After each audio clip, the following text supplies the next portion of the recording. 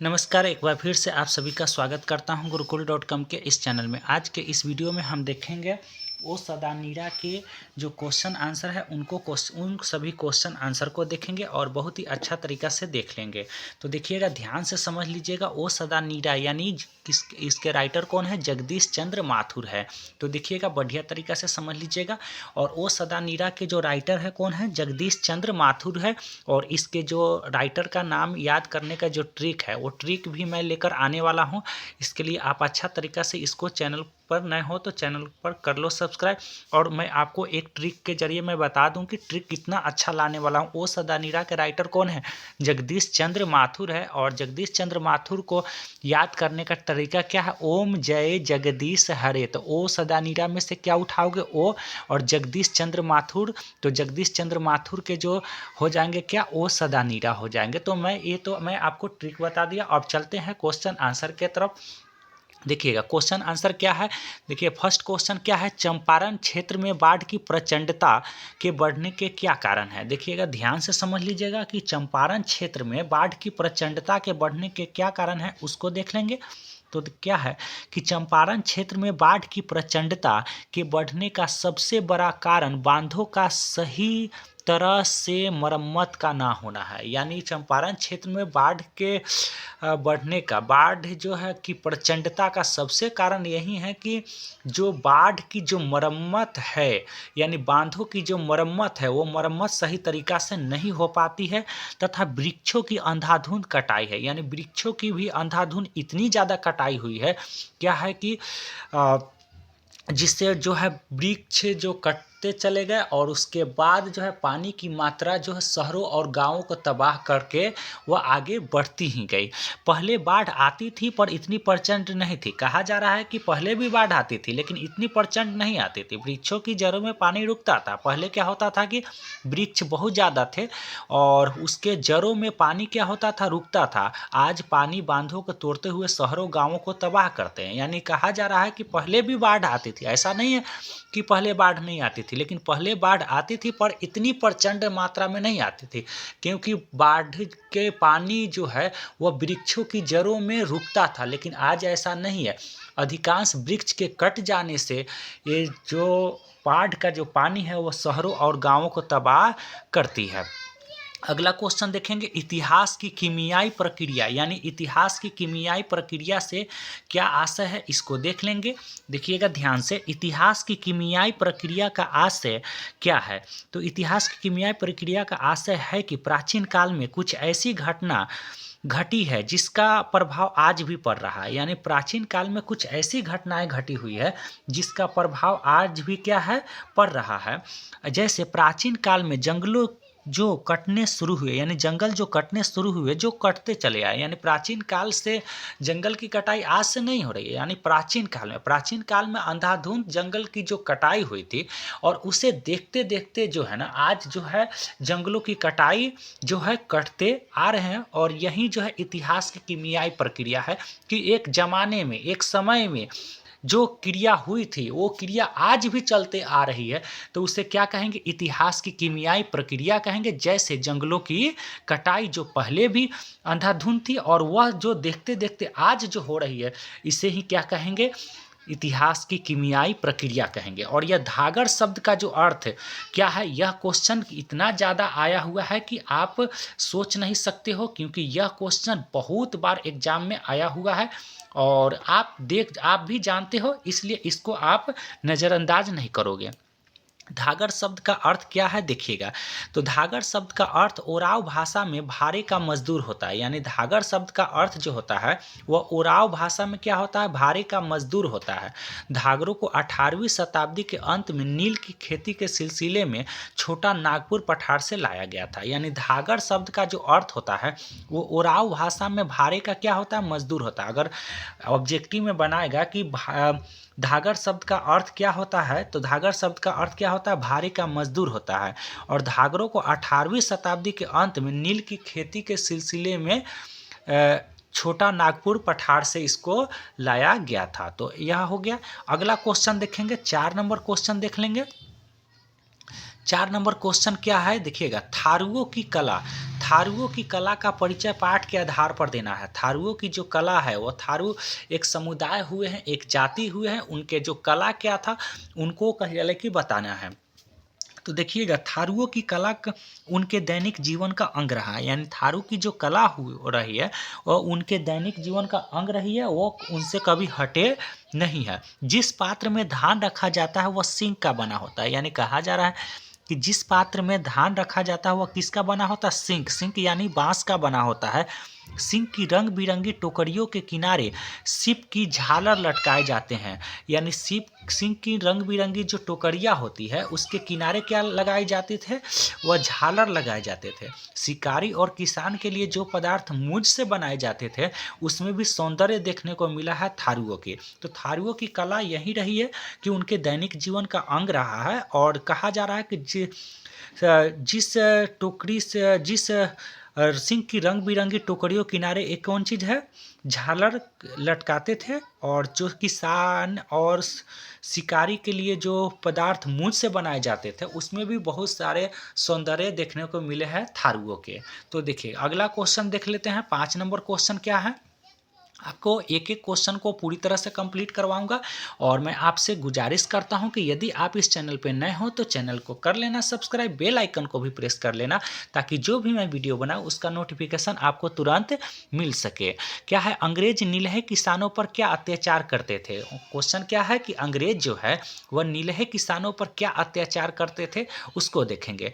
तो क्या है, अंग्रेज नीलहे किसानों पर नील की खेती को लेकर तरह तरह के अत्याचार करते थे, यानी जो अंग्रेज जो है वह नीलहे किसानों, यानी जो नीलहे किसान उसको कहा गया है, जो किसान नील की खेती चंपारण में करते थे उन्हें क्या कहा गया है, नीलहे किसान कहा गया है। और उसको लेकर अंग्रेज जो है अनेकों प्रकार के उस पर अत्याचार करते थे। चंपारण के किसानों पर तीन कठिया प्रणाली लागू की गई थी, यानी उन पर क्या था, तीन कठिया प्रणाली। तीन कठिया प्रणाली के अनुसार क्या था कि चंपारण किसानों तीन कठिया प्रणाली लागू की गई थी, जिसमें प्रत्येक किसान को 20 कट्ठा खेत में 3 कट्ठा खेत नील की करनी होती थी। यानी 20 कट्ठा अगर कोई खेत होता था तो उसमें 3 कट्ठा खेत किसकी करनी होती थी, नील की करनी होती थी। इसे ही क्या कहा गया है, तीन कठिया प्रणाली कहा गया है। इससे किसानों के खेत क्या हो जाते थे, बंजर पड़ जाते थे। अगर बार बार अगर आप नील की खेती करने से क्या होता था कि किसान के खेत बंजर पड़ जाते थे, और फिर वह बंजर खेत में कोई दूसरा फसल हो पाता नहीं था। इसलिए किसान जो है 1917 ईस्वी में इसका विद्रोह किए महात्मा गांधी के साथ मिलकर, जो इतिहास से रिलेटेड है। अगला क्वेश्चन देखेंगे, 6 नंबर क्वेश्चन को देख लेंगे। 6 नंबर क्वेश्चन क्या है उसको देखिएगा ध्यान से। क्या है कह रहा है कि गंगा पर पुल बनाने में, यानी क्वेश्चन क्या है देखिएगा ध्यान से समझिएगा। कह रहा है कि गंगा पर पुल बनाने में अंग्रेजों ने क्यों दिलचस्पी नहीं ली, यानी गंगा पर जो पुल बनाने में अंग्रेजों ने क्यों दिलचस्पी नहीं ली थी, आखिर कारण क्या था। गंगा पर पुल बनाने में अंग्रेजों ने कोई दिलचस्पी नहीं ली, क्योंकि वे चाहते थे कि दक्षिण बिहार के क्रांतिकारी विचारों का जो असर है वह असर चंपारण में न पहुँचे। वह चाहते थे कि दक्षिण बिहार के जो क्रांतिकारी विचार के जो असर है वह असर जो है कहाँ न पहुँचे, तो चंपारण न पहुँचे। यही कारण से वह गंगा पर पुल बनाना नहीं चाहते। वह सोचे कि गंगा पर अगर पुल बना देंगे तो दक्षिण बिहार के जो क्रांतिकारी जो दल है उसका असर पहुँच जाएगा कहाँ, चंपारण में। और इसी न पूरी तरह से यह जो न पुल बनेगा और न पुल के रास्ते से वह क्रांतिकारी दल चंपारण पहुंच पाएंगे। इन्हीं सभी कारणों से चंपारण में लंबे समय तक शासन भी बना रहा, किसका, ब्रिटिश का, यानी अंग्रेजों का। अगर वो पुल बना देते तो दक्षिण बिहार के जो क्रांतिकारी दल जो थे वह पुल के रास्ते कहाँ पहुंच जाते, चंपारण पहुंच जाते। और इन्हीं सभी वजहों से जो है अंग्रेज वहाँ पर पुल नहीं बना, यानी गंगा पर पुल नहीं बना। तो देखिए जो अंग्रेज जो था वह तेज तो था ही नहीं, तो अगर तेज नहीं होता तो इतने साल तक वह शासन नहीं करता, यह ध्यान में रखिएगा। अगला देखिएगा, अगला क्या है देखिएगा ध्यान से। 7 नंबर क्वेश्चन को देखेंगे देखिएगा ध्यान से समझिएगा। कहा जा रहा है 7 नंबर क्वेश्चन क्या है कि चंपारण में शिक्षा की व्यवस्था, यानी चंपारण में जो है शिक्षा की व्यवस्था के लिए गांधी जी ने क्या किया, यानी चंपारण में शिक्षा की व्यवस्था के लिए गांधी जी ने आखिर क्या किया उसको देखेंगे, ध्यान से समझिएगा। कहा जा रहा है कि चंपारण में जो शिक्षा की व्यवस्था के लिए गांधी जी ने आखिर क्या किया था, तो देखिएगा ध्यान से। चंपारण में शिक्षा की व्यवस्था के लिए गांधी जी ने 3 आश्रम स्थापित किए थे। वहाँ पर कितना आश्रम स्थापित किए थे, तो 3 आश्रम स्थापित किए थे, एक बरहरवा, मधुबन और भितिहरवा। इन गांवों में निष्ठावान कार्यकर्ताओं को तैनात भी किया था।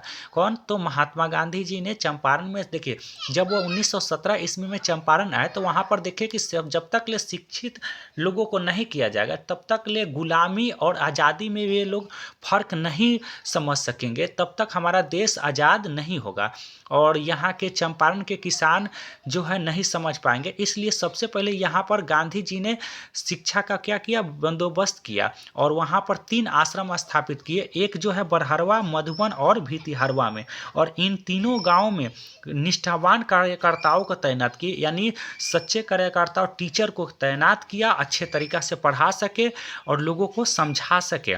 स्वयं उनकी धर्म पत्नी कस्तूरबा भितिहरवा आश्रम में रहकर विद्वान सेवकों की देखभाल करती थी, यानी इनकी पत्नी कस्तूरबा गांधी भी, वह भी पीछे नहीं रही और वह भी स्वतंत्रता के आंदोलन में वह हाथ में हाथ डालकर वह कार्यकर्ता के साथ घूमी और वह जो भी कहा जाए कि इन तीनों आश्रम में लोग रहते थे, निष्ठावान कार्यकर्ता रहते थे, उनकी देखभाल किया करती थी। कौन, तो कस्तूरबा गांधी, यानी धर्म पत्नी किनकी, तो गांधी जी की। तो गांधी जी की पत्नी ने भी योगदान बहुत ज़्यादा निभाया था। अगला क्वेश्चन देखिएगा, अगला क्वेश्चन क्या है, पुंडलिक जी कौन थे, और यह क्वेश्चन इतना बार आया है कि ये आप समझ सकते हो, क्योंकि यह क्वेश्चन बैंक में अगर आप जाकर देखोगे तो यह जो क्वेश्चन है बहुत बार पूछा गया है, आप इसको बढ़िया तरीका से समझ लो। क्या है कि पुंडलिक जी भितिहरवा आश्रम के शिक्षक थे। सबसे पहले लिख देंगे कि पुंडलिक जी कौन थे, तो पुंडलिक जी भितिहरवा आश्रम के शिक्षक थे। सन 1917 में पुंडलिक जी को गांधी जी ने बेलगांव से बुलाया था। किस गाँव से बुलाया था, तो बेलगांव से बुलाया था।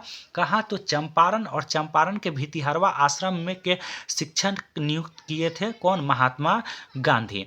वे भितिहरवा आश्रम में रहकर बच्चों को पढ़ाने के साथ साथ ग्रामवासियों के दिल से अंग्रेजों के प्रति भय को भी दूर करते थे, यानी वह बच्चों को तो पढ़ाते ही थे, साथ ही साथ ग्रामवासियों के जो मन से जो भय भर गया था किसके प्रति, तो अंग्रेजों के प्रति, उन अंग्रेजों के प्रति भय को भी दूर करने का प्रयास करते थे। वे इस आश्रम में लगभग कितना साल रहे, 1 साल तक रहे थे। अगला क्वेश्चन देखिएगा, अगला 8-9 नंबर क्वेश्चन को देख लेंगे। 9 नंबर क्वेश्चन क्या है, बढ़िया तरीका से इसको समझ लीजिएगा। क्या है, देखिएगा ध्यान से समझिएगा। कहा जा रहा है कि चौर और मन, यानी चौर और मन किसे कहते हैं उसको देखिएगा ध्यान से। चौर और मन किसे कहते हैं, उनमें क्या अंतर है। तो चंपारण की घाटी में गंडक नदी के किनारे किनारे उथले पुथले विभिन्न प्रकार की आकृतियां होती है, जिसे क्या कहा गया, चौर कहा गया। यानी क्या है कि चंपारण की घाटी में गंडक नदी के किनारे किनारे उथले पुथले विभिन्न प्रकार की आकृतियां, यानी कभी कहीं पर कम पानी कहीं पर ज़्यादा है, तो उथले पुथले यानी गड्ढा उड्ढा नहीं होता है, गड्ढा गुड्ढी, तो उसी को कहा जा गया है उथले पुथले, जिसे क्या कहा, चौर कहा गया और मन कहा गया। अतः उथले तालों को चौर कहा गया है, यानी जो तल क्या है, उथले है यानी बड़ा है, उसे चौर कहा गया है। और इन तालों में पानी सर्दियों और गर्मियों के दिन में कम हो जाते हैं। इसके विपरीत गहरे तालों को मन कहा गया है। इन तालों में पानी की मात्रा सालों भर भरा होता है, उनमें पानी शुद्ध होता है। यानी देखिएगा ध्यान से समझ लीजिएगा कि इस क्वेश्चन को आप बढ़िया तरीका से समझ लीजिए, क्योंकि ज़्यादा इंपॉर्टेंट है, बहुत बार आए हुए हैं। सबसे पहले इसको समझना बहुत ज़रूरी होगा, आप अपने मन से लिख सकते हो। देखिए चौर उस जगह को कहा, उथले पुथले को सबसे पहले क्या कहा, चौर और मन। तो चौर उसे कहा गया जहाँ पर पानी कम होता है, यानी नदी के घाटी के जाओगे, घाटी पर नदी के किनारे किनारे, तो जहाँ पर पानी सूख जाता है सर्दियों के दिन में, ठंड के दिन में, उससे क्या कहा गया, चौड़, यानी पानी की चोरी हो जाती है। याद रखिएगा, ट्रिक से समझिएगा, पानी की जहाँ चोरी हो जाती है उसे चौर कहा गया। लेकिन मन यानी पूरी मन भर पानी रहता है, उसमें सर्दियों के दिनों में पानी कभी ख़त्म नहीं होता है, तो उसे क्या कहा गया है, मन कहा गया है। यहाँ पर इसमें क्या होता है कि सालों भर पानी पूरी तरह से भरी होती है। तो आशा करते हैं बहुत ही अच्छा तरीका से आपको समझ में आ रहा होगा। अगला क्या है कि 10 नंबर देखिएगा क्वेश्चन। 10 नंबर क्या है कि वसुंधरा भोगी मानव और धर्माधमानव एक ही सिक्के के दो पहलू है। यह जो है सप्रसंग व्याख्या है और यह 4 नंबर के लिए आएंगे और यही क्वेश्चन जो है बहुत ज़्यादा रिपीट है, दूसरा आपको याद करने की ज़रूरत नहीं है। प्रस्तुत पंक्ति ओ सदानीरा निबंध से लिया गया। सबसे पहले तो लिख देंगे कि यह किस चैप्टर से लिया गया है, तो ओ सदानीरा निबंध से लिया गया है, जिसके लेखक कौन है, जगदीश चंद्र माथुर है। इसके राइटर के बारे में हम आपको शुरू में ही बताए हैं कि ओ सदानीरा के राइटर के याद करने का तरीका यही है कि ओम जय जगदीश हरे। इस अगर गाना को याद रखिएगा तो बहुत ही अच्छा तरीका से याद हो जाएगा, ओ से और जगदीश, तो ओम जय जगदीश हरे अगर याद रखिएगा तो याद रखिए ओ सदानीरा के राइटर कौन हो जाएंगे, जगदीश चंद्र माथुर। इस पंक्ति के द्वारा वह कहते हैं कि आज से 25 वर्ष पहले ये नदियाँ संयमित थी, यानी 2500 वर्ष पहले जब महात्मा बुद्ध का काल था तो उस समय ये नदियाँ संयमित थी, यानी धीरे धीरे बहा करती थी। परंतु 600-700 वर्षों में यह घाटी कटता चला गया और ये जो है ना नदियाँ इतना ज़्यादा उफान मारती है क्योंकि घाटी पूरी तरह से कट गए हैं, वृक्ष कट गए हैं, जिससे पूरी तरह से यह जो नदियाँ जो है गांवों और शहरों को तबाह करती है। तो यहाँ तक ये वीडियो समाप्त हुआ और यदि आप इस चैनल पे नए हो तो चैनल को कर लेना सब्सक्राइब, बेल आइकन को भी प्रेस कर लेना ताकि जो भी मैं वीडियो बनाऊँ उसका नोटिफिकेशन आपको तुरंत मिल सके।